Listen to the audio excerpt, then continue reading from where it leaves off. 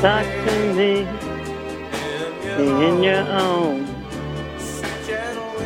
own special way. That's right. Welcome, New Mexico, to Dialogue, where the conversation is devoted to you, and we are changing that conversation.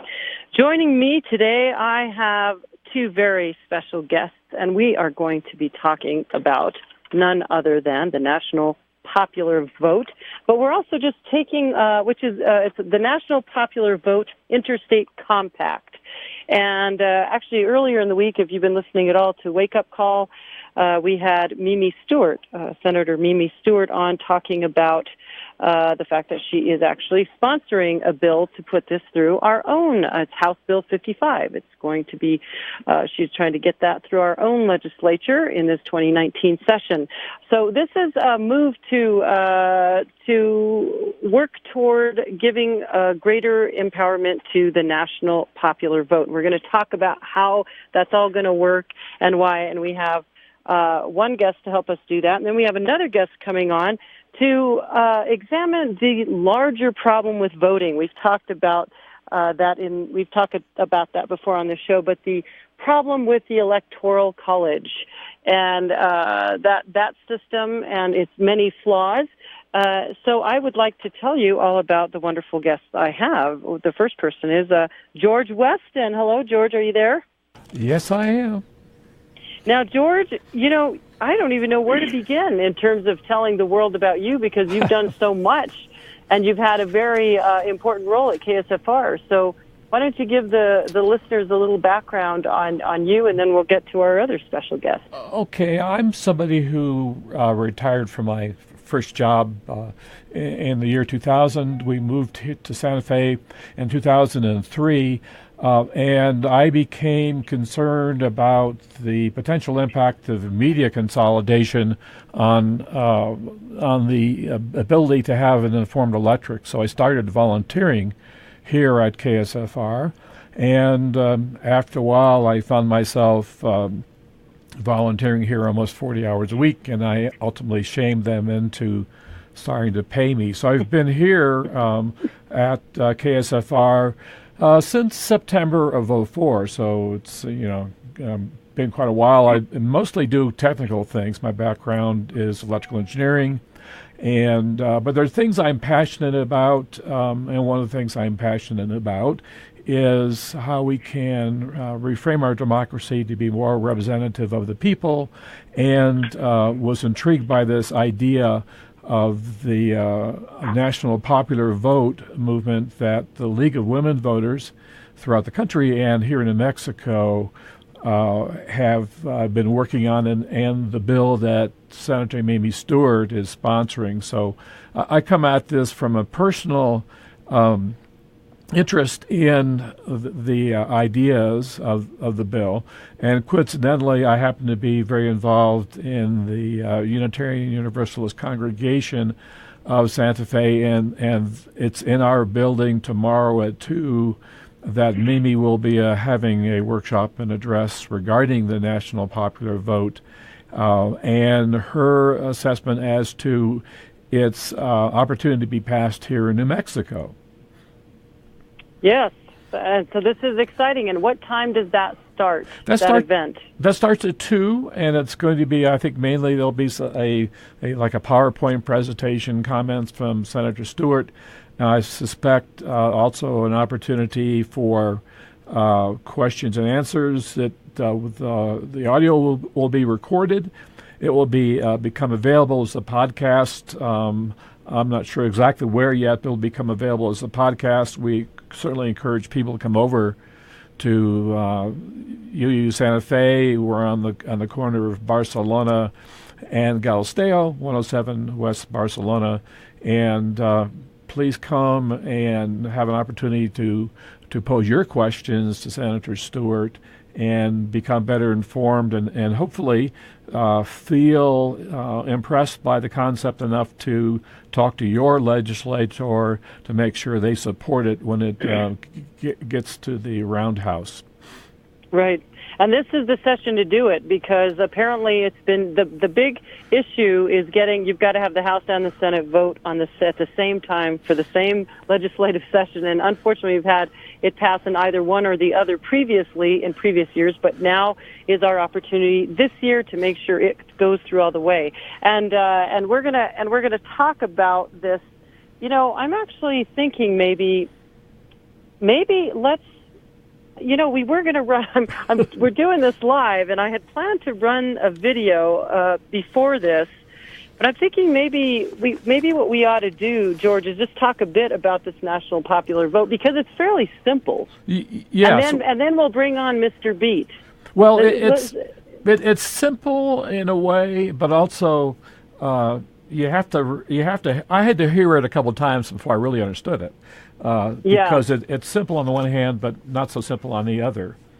Right. One thing I wanted to mention that may increase the possibility of it being successful is that Senator Stewart, who represents District 17 from Bernalillo County, also happens to be the Democrat majority whip in the Senate. So she ought to be able to get those guys behind it, and of course whipped up and, right. and doing their jobs. Yes, and with a governor who is much more likely to pass bills that are passed by both houses.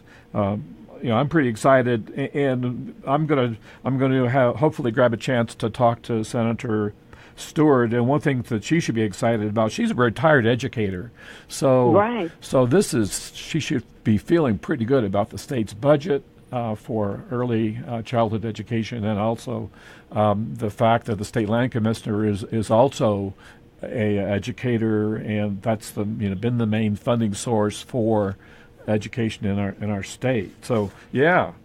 And I do want to say this: if people are interested in finding out more about the National Popular Vote, you can go to www.nationalpopularvote.com. And if you want to listen to Mimi Stewart and hear a little more about what she's got to say, you can go to our KSFR website, ksfr.org, and check out our interview from Wake Up Call.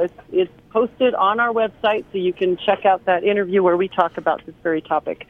And so let's just briefly go through this, because it does get complex. And after we have some information from our other special guest. He's going to help us take a real heavy-duty look at the electoral system and part of the Electoral College system and why it's so flawed. And then when we come back to discuss that, we can get into some of the particulars about the national vote and some of the issues the more complex issues. But from a standpoint of very simple explanation, it's basically the idea that all the electors within each state will agree to forfeit their vote toward the national popular vote trend, so that if the national and that way the popular vote will never lose to the electoral vote again. That's the concept, right? That they have to have over 270 votes. Right.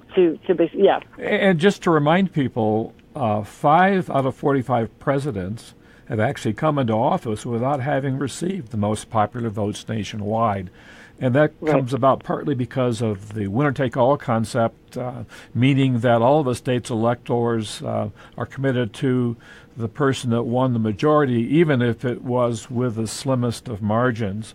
And we know that in this most recent election, the loser actually had 3 million more votes nationwide than the winner did. So this is a way to try to make sure that sort of thing doesn't happen. Right. It's an end run around the Electoral College system on that level. It's like saying, okay, if never again will the popular vote. That's the goal anyway. Of course, I'm sure there'll be loopholes in there, and then we'll talk about that. But there's, where there's a will, there's a way, and someone will always find a loophole. But at least there's it'll make it much more difficult, and for the popular vote to be overridden by electoral votes, which has been a disappointment in the last 2 of the 3 of our last elections, presidential elections. So hopefully that'll turn around. And so far they have already have 10 states signed on, 172, which equals 172 electoral votes. The total needed is 270 to win, so they only lack 98 more, and it looks like it could very well happen. Right, and once again, you mentioned the website, but also there are 14 videos on the www.nationalpopularvote.com website that explain the details. So if you really are interested in getting the details, I would suggest, if at all possible, come over tomorrow. And if not, in any event, you want more details, you can go to the website and view all those wonderful videos too. Right, and or contact your legislator, Mimi Stewart, and right, and she'll have information there as well, I'm sure. So, all right, so we're getting it. We got the general premise down, right? Is there anything that we feel that you think we should touch on, like this idea about the states, the smaller states? Well, I think the one thing is that historically, things have changed dramatically over the years.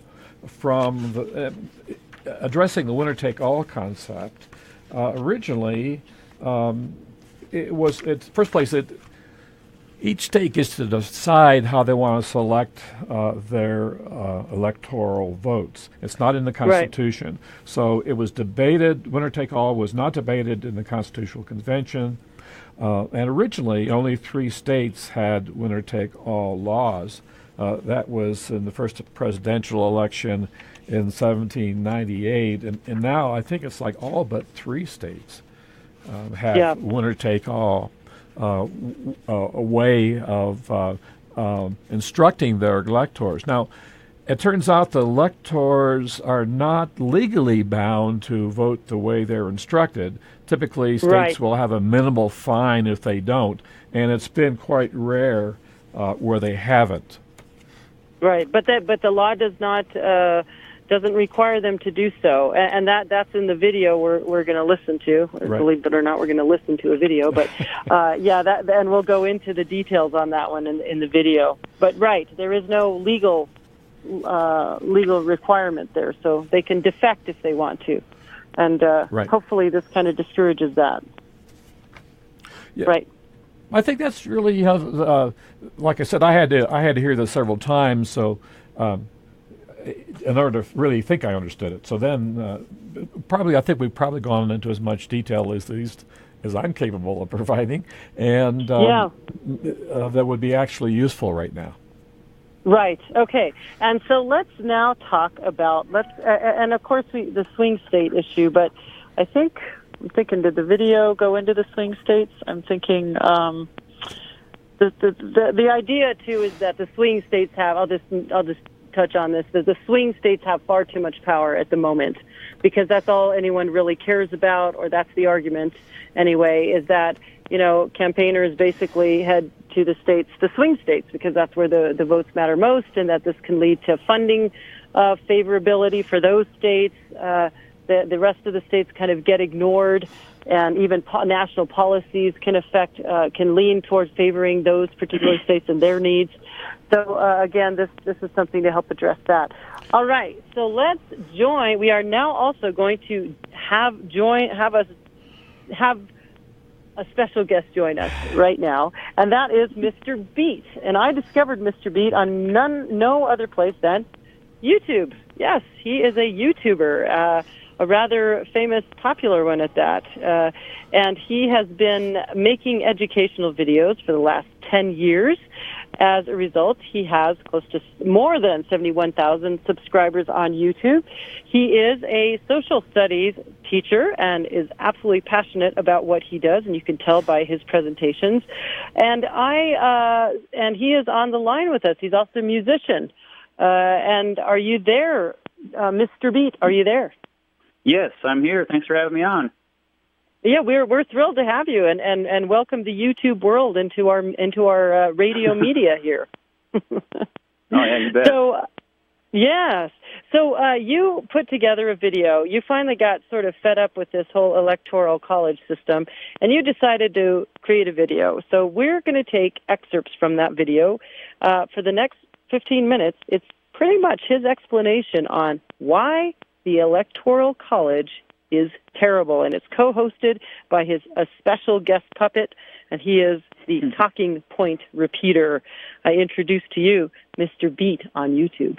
So first, what is the Electoral College? It's the system of electing the president and vice president every 4 years in the United States. It's described in Section 2, Article 1, and the 12th Amendment of the Constitution. First, in general, the political parties in each state pick these people called electors. They often choose these electors based on their service to the party, and typically these electors are elected state officials, state party leaders, or even people who have connections to their party's presidential candidate. These electors can't be in the United States Congress, but otherwise, each state is fairly loose with their requirements. In the 2016 election, the youngest elector was 19 and the oldest 93. There are a total of 538 electors in the entire country. The 538 number is based off of 100 senators plus 435 representatives plus 3 for the District of Columbia, because heaven forbid we forget them. So it's partially based on an equal vote for every state and also based on population. Kansas currently has 6 electors because it has 2 senators plus 4 representatives representing 4 districts and the House of Representatives. Together, these 538 electors make up the Electoral College. On Election Day, tens of millions of Americans go to a voting booth and cast their ballots for president and vice president, except that they're not really casting their ballots for president and vice president. What counts in the Electoral College are the votes of the 538 electors. Now, these electors usually look at who the majority of their state voted for and vote with them, but still, they could vote for whoever they want. When this happens, they are called faithless electors, meaning they cast their vote for someone other than who the majority of their state voted for. This is happened 167 times in American history and 10 times in the 2016 election. In these states, you can get punished, usually it's just a fine, for being a faithless elector. However, it's rarely been enforced, and there are no laws whatsoever forcing electors to vote for who they were supposed to vote for in the other states. Whichever presidential candidate gets the majority of electoral votes wins. So the magic number is 270 out of the 538. In each state, it's winner takes all. The candidate who wins the electoral votes only has to win the plurality of the vote, not the majority. So the most votes, even if it's far from 50%. So hypothetically, let's say there are 10 candidates on the ballot running for president, and their support is fairly evenly distributed. The winning candidate could squeak by with 11% of the popular vote and win the state. Say this is in California, which has nearly 40 million people. That's 4.4 million people getting representation and 35.6 million people not. Maine and Nebraska have what's known as the congressional district method, which is a proportional representation for the electoral votes. Each district has one elector who votes on behalf of their district. So already, just by giving you the definition of the Electoral College, I'm hoping you already realize how terrible it is, but in case you haven't, let me elaborate. First of all, it's really undemocratic. But we live in a republic, not a democracy. This is the crux of the argument against the Electoral College, right? It's undemocratic. Yes. People, like they fooled. No, that's by design. The United States has never been a democracy. The United States has never been a democracy. He's so bold with that statement, but I cringe every time I hear it. It's so utterly wrong. Yes, we have democracy. It's called voting. Americans do it every 2 years. Okay, if you claim that we don't have democracy, then why bother even having elections? What is the point? We live in a republic. Yeah, but can you even define what a republic is? Oh no, you're not pulling out the dreaded dictionary again, are you? Why, yes I am. A republic is a type of government in which supreme power resides in a body of citizens entitled to vote and is exercised by representatives responsible to them and governing according to law. In other words, a government run by representatives who have to follow the law. How do these representatives get into office? Citizens vote for them. It's indirect democracy, sure, but it's still freaking democracy. But the Founding Fathers hated democracy. Well, of course the Founding Fathers were not a fan of democracy. I mean, several Founding Fathers also thought slavery was okay, and they thought that only white property-owning males should be the ones to vote. As much of a fan as I am of Benjamin Franklin and George Washington, they were not perfect. And, yeah, the United States didn't become that democratic until years later, when Andrew Jackson became the first president of the, quote, common man in 1828. A big reason why was because men didn't have to own property anymore to vote. The 15th Amendment, passed not until 1870, said that men could vote no matter what their skin color is, and regardless if they used to be a slave or not. The 17th Amendment gave people the right to vote for senators. The 19th Amendment, passed in 1920, finally gave women the right to vote. After whites kept finding ways to suppress the black vote throughout the South, the 24th Amendment ended taxes having to be paid to vote in 1964. The next year, Congress passed the Voting Rights Act to further protections for voting rights. In 1971, the 26th Amendment lowered the voting age from 21 to 18. So throughout American history, the laws that were stupid have been changed. And we can change the laws that are stupid now through new amendments. Remember that a little later. The Electoral College also gives more power to states with less people in them. Well, duh. Of course it does. The founders wanted it that way. I don't care if they did. It's wrong. If your state has less people, you have more power. Yeah. But everyone's vote should count equally. I am not better than you, and my vote should not be worth more than yours. But currently, if you live in Texas, then my vote is worth more than yours because I live in Kansas. Kansas has 6 electoral votes, or 1 for every 500,000 people. Texas has 38 electoral votes, or 1 for every 763,000 people. But without the Electoral College, candidates would just ignore the smaller states. They already do. Well, but we're a republic. Now, there's a common argument that candidates would only campaign in big cities. People would be campaigning in the big, Republicans would go to Tarrant County, Texas, Fort Worth, and the suburbs of Houston and Orange County, California. Democrats would go to San Francisco and New York, and a big part of the country would be overlooked. The big reason for this is because you can't just have people pandering to a few big cities. Let's stop by New York, D.C., Los Angeles, San Francisco, Detroit in the 50s, promise them a bunch of stuff, wrap this up, and go home. So let's add all the places they mentioned up, just to be generous. That totals 25.8 million people. The U.S. has 326 million people. Why would candidates only focus on 1/13 of the country? And besides, under the Electoral College, they only focus on swing states, or states that are too close to predict who will win there based on polls. Sure, swing states can change, but Americans who don't live in a swing state often feel their voice is not heard. Wyoming, they can't have their vote drowned out by people who are corralled in the big cities. Wyoming can't have their vote drowned out by people who are corralled into the big cities? First of all, people are not corralled into the big cities. They choose to live there for various reasons. Second, votes are not, quote, drowned out. Votes are counted the same in Wyoming as they are in Los Angeles. There's just a lot more votes in Los Angeles. Say candidates only focus their campaigns to the top 100 most populated metro areas in the country. Well, those cities all have media companies that broadcast to the surrounding rural areas. They would not be ignored. The Electoral College makes it so candidates who represent the minority often get elected. A candidate who gets just 22% of the popular vote can be elected president in the Electoral College system. But without the Electoral College, you'd still have candidates who don't get a majority of the popular vote, but get elected president. Hey, you actually made a good point there. Hey, thanks. We've had 14 presidents who've been elected with a plurality of the vote. That is to say, they didn't get 50%. If we were to go to popular vote only, how long would it be that before we'd have runoffs? I mean, Bill Clinton was elected twice, never got 50% of the vote.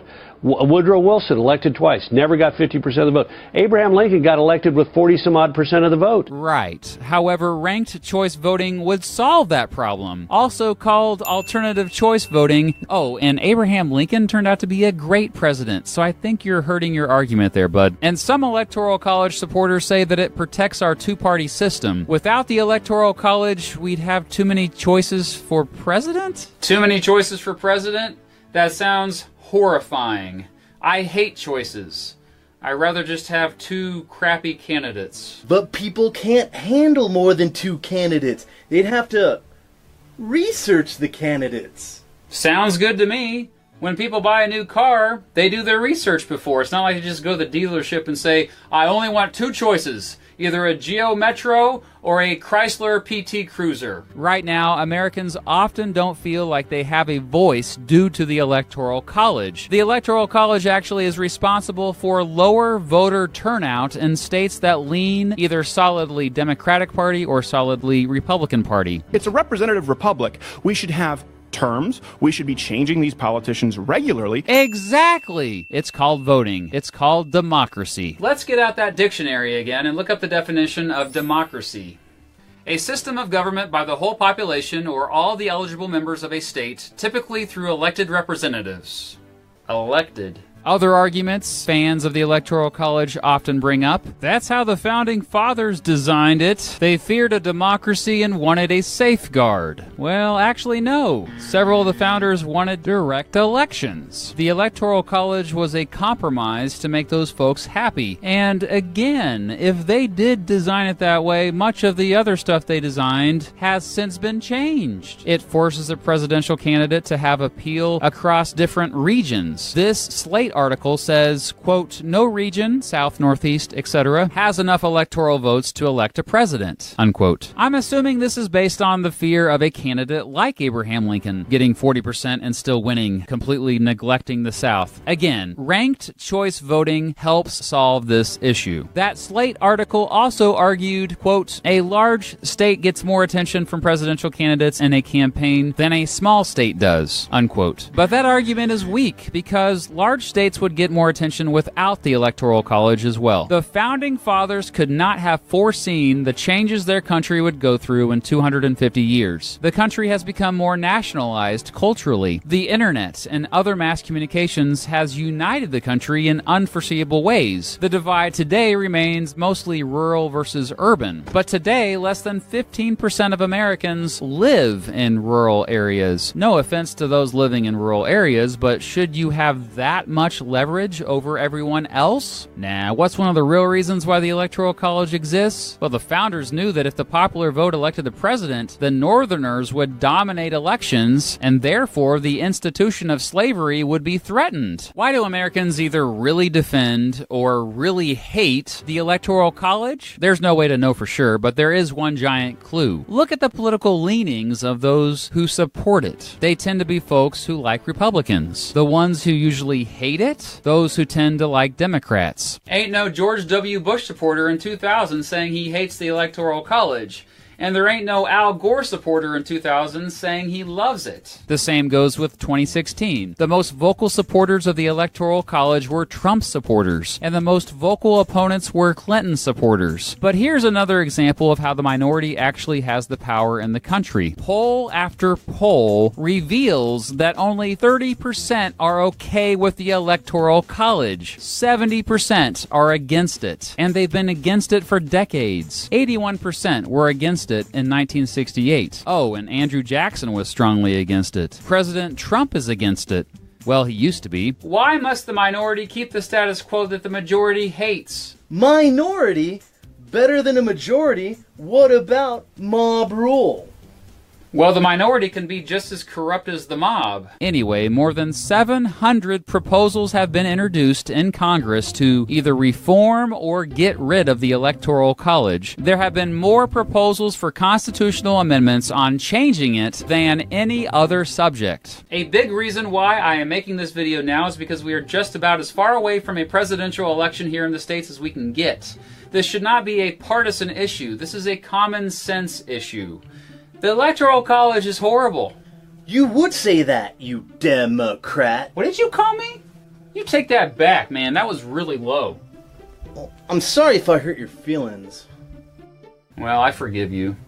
Thanks for listening to my argument, by the way. What? Oh, I wasn't really listening. Have I ever told you that we live in a republic? Anyway, remember how at the beginning of the video I told you that Kansas has around 3 million people? Well, in the last presidential election, the candidate who won the election had 3 million less votes than the candidate who won the popular vote. Let's introduce democracy to the United States. Let's end minority rule. Let's fix the horrible Electoral College. One thing that I think that the majority of us can agree on is that there needs to be reform. Oops, I said majority. If you're a fan of the Electoral College, you don't give a crap about what the majority thinks. And that was Mr. Beat. If you've just tuned in, you were listening to a video that we adapted to audio and have been sharing with you because it goes over the unfortunate flaws in the electoral system. And we need to take a short break right now, but we're going to be back to talk to Mr. Beat about exactly what this video was all about. And you are listening to Dialogue. Today we're talking about the National Popular Vote Interstate Compact, and that's happening, being put through our own legislative session this year, and you can find it as House Bill 55. And George at Weston has been with us so far, talking about the fact that they're going to be having an event tomorrow to describe this National Popular Vote Bill at the Unitarian Church. And George, you want to plug that one more time, and then we're going to expand our conversation to talk more about just the flaws about the within the electoral system. And we've got Mr. Beat here to help us do that. George, tell us one more time about the National Popular Vote. Yes, it's going to be headed. It's an initiative being promoted by the League of Women Voters nationally and also in here in New Mexico. The main proponent of it in our legislature, Senator Mimi Stewart, will be at an event at the Unitarian Church tomorrow at 2. So there you can hear her perspective on it, what she thinks the chances are as far as it passing in the legislature, and also what you might be able to do to make sure that it passes if you believe it's something that you would support. Right, which is basically giving the national popular vote. It's a situation where the states are going to agree to forfeit their vote leaning toward the national, whatever the national popular vote is. And that way, hopefully it prevents situations like what we've experienced in the past where the popular vote gets trumped by the electoral vote. So Mr. Beat, tell us, I am curious. You are a teacher. This is what you do. You focus on these particular kinds of issues. Where and why was the electoral brought into place to begin with? Okay, a couple quick things before I answer that question. One, thank you for basically having this show turn into an infomercial for my YouTube channel. I appreciate that. And, but wait a minute. We don't do that here. We don't do that. I'm kidding. And we're not allowed, so no. I know, I'm just joking. But yeah. And the second thing is, I will say that this is one of those rare opinion videos. Like I said, I normally have just straight up educational videos where I provide facts in hopefully an interesting and engaging way. So I don't let my students know my own personal political opinions in the classroom. I love to play devil's advocate, and it's always a mystery to them where I stand on the political spectrum. However, this is one thing that I do tell them, like, guys, this is my opinion on this, and I actually have an assignment where they have to attempt to change my mind on the Electoral College. And over the years, my views have become somewhat moderated on it due to doing that. So, but yeah, the origins of the Electoral College, I mean, 250 years ago, the country was a much different place. The founding fathers, many of them did not trust democracy. They were afraid of mob rule. We were established first and foremost as a republic. However, the country has changed. In fact, many of the ideas the founding fathers had are ridiculously outdated, and this is one of them. And so, a lot of the origins of the Electoral College was based on federalism, states' rights. States' rights were a much bigger deal back then. As I said in the video, the balance between slave states and free states was already a conversation that was happening at the Constitutional Convention, and so they knew that, well, we got to make sure that we give more power to the states as opposed to the individual to make sure that everybody's going to be on board with this thing. Otherwise, the Constitution won't get ratified. But the country has evolved, and I'm sorry. Hold on. I just got to ask you. So it was basically the North versus the South, because there was a larger population in the North that would have outlawed slavery, and yet the South, they needed greater representation. So that was the way they compensated for saying, "Hold on, we don't want to outlaw slavery." Am I getting that right? Yeah, or not? And it's funny because that's part of it. It's not the full picture, but. A lot of the criticisms in my video, you'll see them, if you guys go on YouTube and see the video, you'll see a lot of harsh comments underneath the video, a lot of dislikes, and most of those people that criticize the video clearly did not watch the video, and a couple of them got a little salty, saying, you need to read the Federalist Papers. But my response to them always is, well, you need to read the Anti-Federalist Papers, because not all of the Founding Fathers were on board with the Electoral College. In fact, some of them actually thought that we should have some form of direct or more direct democracy.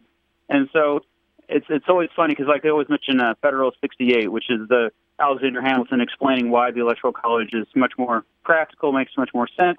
And then the rebuttal to that is always, well, what about Anti-Federalist 72? I mean, so, like, to just say, oh, well, this is how the Founding Fathers designed it, even that argument falls short. But, yeah, I'm going to ramble if you don't stop me, so sorry.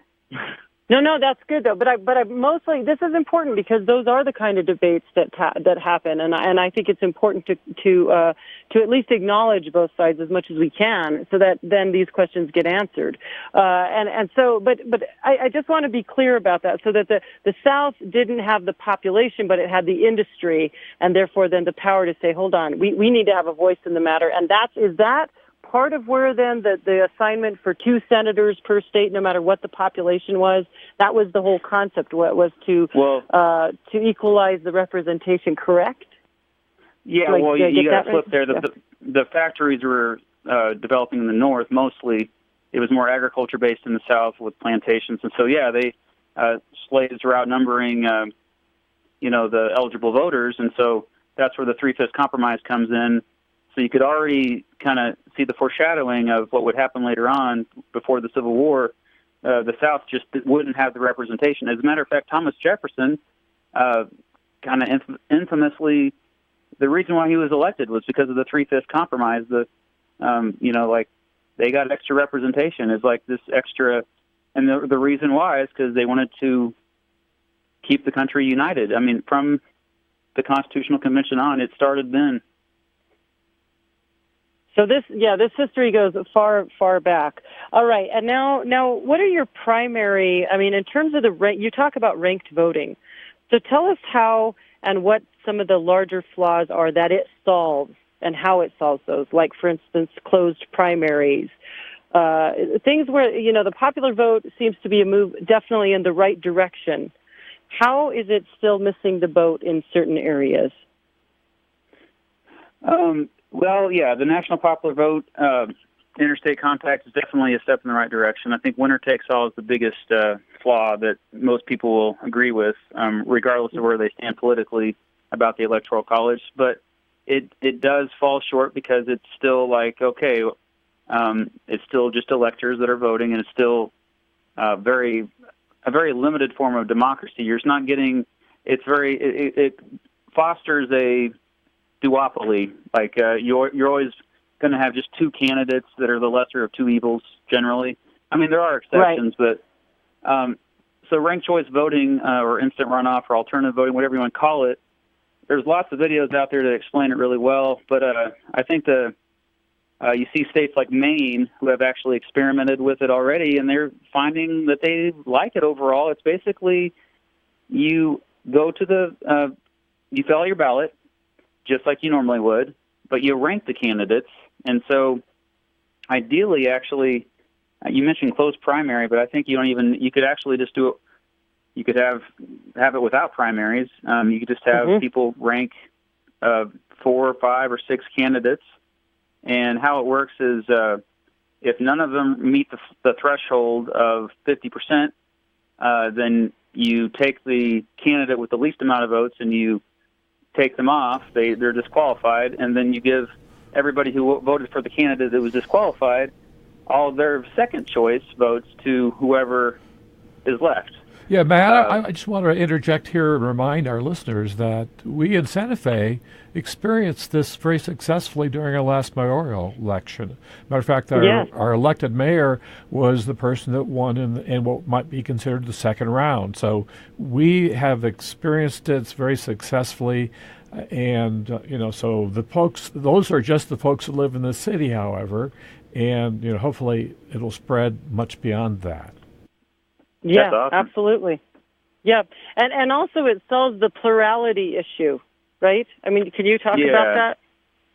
Yeah, there's like 14 presidents in American history who were elected by plurality, not majority. Majority just means... And I'm sorry, hold on. Yeah, let's clarify exactly what plurality is for those who are like, wait, what is plurality? Yeah, go ahead. Plurality means the most votes. The most votes. So... in 14 presidential elections, we've had a candidate who they didn't get 50%, but they did have the most votes, and so that's why they won. Like Abraham Lincoln is a example that was mentioned in the video. Like he was actually fairly unpopular. Like the majority of the country at the time in 1860 was afraid of Abraham Lincoln. But so. When we say that we're afraid of a plurality, like, oh no, this candidate only got 25% of the vote, they're going to be the president. Well, ranked choice voting actually solves that. It doesn't completely solve it, but it makes it a lot more digestible. So, for example, if your candidate didn't get in, but your second favorite candidate got in, you're not going to be as upset. You're going to instead of it being like, oh, that extreme or the other extreme, oh, man, not quite the pendulum, you have more moderate candidates typically that would get in that are more appealing and more representative of the voter. Yeah, and now also it also rids us of the faithless electors, those traitors, right? Because they're gone. I said it also rids us of our faithless electors, who are like the electors. Traitors, right? Yeah. Who many people feel betrayed by and frustrated by. They never affected an election, so that's what people who defend the Electoral College, they always bring that up. Well, faithless electors have never really, made a difference, but they could. It could happen. Yeah. So, and that, as a matter of fact, Alexander Hamilton would have liked that. That's what was there as a safeguard against the so-called mob rule. Yeah. Well, and again, also the ranked voting, it takes it out of the two-party system, which is the part I like, because we're unfortunately under the popular vote. Even though I'm all for that and moving that forward, I think that's definitely a move in the right direction. It still doesn't deal with the primary, the closed primary, which we have in New Mexico, and so and just any kind of closed primary, that's where the major decisions are made, and then you don't. 41%, I think, of the voters were independent voters, and those people just get left out 100, altogether. We have closed primary in Kansas too. Yeah. So the ranked voting eliminates that. Definitely. Right? I mean, the bottom line is people's voices are heard more, which is what we want. And we are a democratic republic. We're more than a republic. We do actually have voting. It's a real thing. I promise you. Yeah, that was my favorite part of the video. You're saying, but we're a republic. It's like, well, not quite. No. Well, then why are we voting? Why are we even talking about voting? Okay. Any other big issues that you want to touch on that the problems with the Electoral College? I mean, the swing states. Obviously, I don't know if you got either one of you, George, or you, Mr. B, if you want to. Either one of you wants to expound on that. The problem with the swing states. George, I've been talking a lot. You can go ahead if you want. My problem is I try to be quiet on those things I really don't know that much about, so I'm going to turn it back over to you. Oh, okay. Well, yeah, okay, no, I mean, New Mexico, if I remember correctly, wasn't it a swing state a few elections back, right? Like it was, so, I mean, and I come from a small state, which almost always votes Republican. Right. I think people always talk about how the Electoral College is there to protect the small states. Right. And there is some truth to that, but the fact is, me living in Kansas, my vote is worth way more than your votes in New Mexico. It's worth even more so than California. So when you think about, well, swing states change, yes, they do. However, we shouldn't think about it in terms of states. The president should represent the people, not the states. The Senate is there to represent the states. That's why we have a Senate. That's why we have a two-house Congress. And so I think a lot of the people will argue that are favor of the Electoral College that it helps the small states, swing states change. But the other thing is we think about how media has changed, how we have the Internet, and how you don't have to see a candidate in person to know you want to vote for them or not. It's ridiculous to think that, if the candidate doesn't visit my state, then how am I going to know whether or not I want to vote for them or not? That's a ridiculous notion in 2019. So I think a lot of the defenses of the Electoral College are archaic. I mean, I'm sorry, they don't hold any water. And I'm trying to keep an open mind because I really do want people to change my mind on this. But it just seems like it's such a partisan issue. The people that continue to defend the Electoral College purely so that their political party will win. And you'll notice the National Popular Vote Interstate Compact, you'll notice the states that are approving it lean to the left. There's a reason for that. Would Kansas approve of the National Popular Vote Interstate Compact?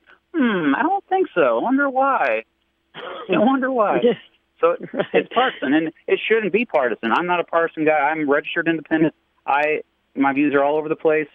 But like in the video, you call me a Democrat because they just assume that, it's because 2016 didn't go your way. No, it's because I'm being logical here. I'm trying to actually have a common sense solution that will make democracy work.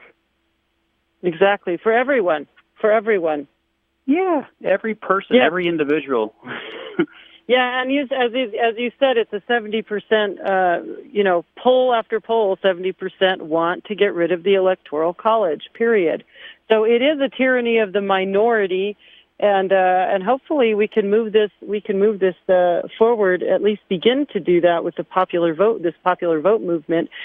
George, you want to plug that one more time? And we only have a few minutes left, and also I want to make sure, and Mr. B, actually, before we do that, tell us how we can get a hold of you. How can people find you? Thanks for letting me rant. I'm sorry if I was getting too passionate there, but yes, you can find me. That's why we brought you on, Mr. B. We love you. All right, I felt like I was getting too passionate. Go to YouTube and search Mr. Beat, B-E-A-T, and you'll find me. So thank you. Thank you. Are you on Twitter or any of the other social media? Oh, yeah. My Twitter handle is BeatmasterMatt, and I'm also on Facebook as well. My videos are on Facebook just like they are on YouTube. We hope to have you back. Will you come back and join us again? Oh, I'd love to. Thank you. Yeah. Yeah, awesome. Mr. Beat, I want to preempt what I'm going to say by saying nobody should consider what I'm about to say any kind of an infomercial for you, okay? But what I do want to say is that as a gray-haired, twice retired person, I'm really encouraged by what you're doing. One of the things that a lot of us are concerned about is the lack of teaching of these kind of things in the public schools. So your existence and what you're doing is encouraging, at least to me, speaking solely for myself. And it also, this kind of thing helps our station with its mission, which is to educate and help assure an educated electorate. So anyhow, thank you so very much. And that's why you were chosen. I second that. I second that, George. Thank you. Great. And just for a heads up to MK, I'm going to probably play your theme music going out at 59:30, and then we can go from there. But anyhow, I felt really... Do you want to plug the national... Yes, I will. vote? Yes. Where to Once get- again, yep, one more time. tomorrow at 2 o'clock, Unitarian Church, 407 West Barcelona, near the corner of Galisteo and Barcelona. Come get better informed on this issue and enjoy. And you can find out more at www.nationalpopularvote.com or reach out to Mimi Stewart, your state senator. Absolutely. Yeah. All right. Well, thanks so much. This has been a wonderfully educational program. I hope everyone else out there learned a little bit more. And let's hope our voices can get better heard by this whole process. Thanks so much for joining us. Talk to me. Talk to me. I love the things you say. Talk to me. Talk to me. In your own. Sweet gentle way. Let me hear. Tell me, dear. Yeah, it ended a little bit short of the hour, so MK, say goodbye for 15 seconds. Goodbye, everyone. Thank you so much for joining us. We hope you enjoyed the show today. And stay warm, stay safe. Have a wonderful weekend. See you next week.